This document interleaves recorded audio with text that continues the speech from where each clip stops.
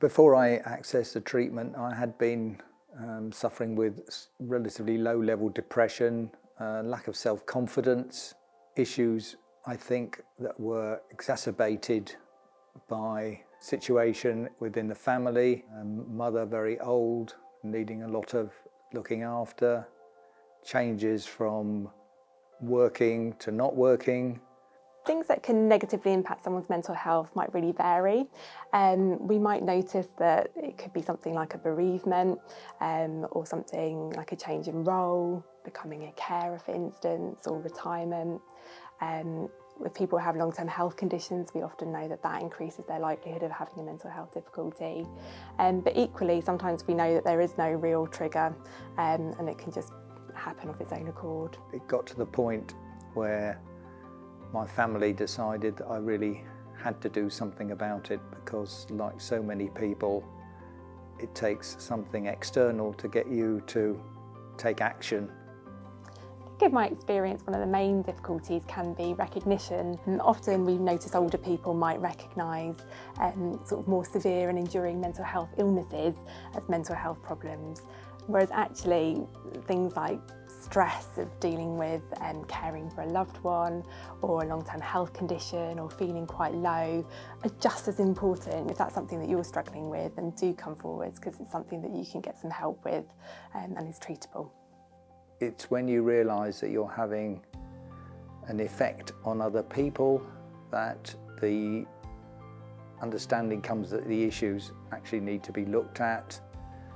And it's always difficult to admit to yourself that the situation is such that it needs some outside intervention.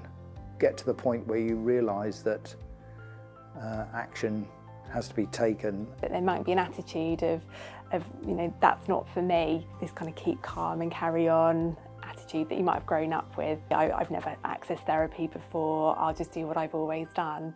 And it's really just sort of letting you know it's not something that you have to put up with, and there is treatment available. It can be very effective for people and it can just help you live a better quality of life. I had the usual impressions from the media, from films, movies, of the kind of treatment that you get, which is somebody lying down on a couch. It wasn't like that at all.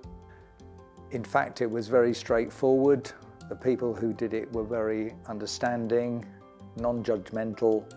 It was well organised, firstly in the group, and secondly, when I had the individual therapist. Talking therapies can be life-changing for people. We often hear from patients at the end of therapy that they just feel more like themselves again. And this might be something that other people have picked up on as well as themselves.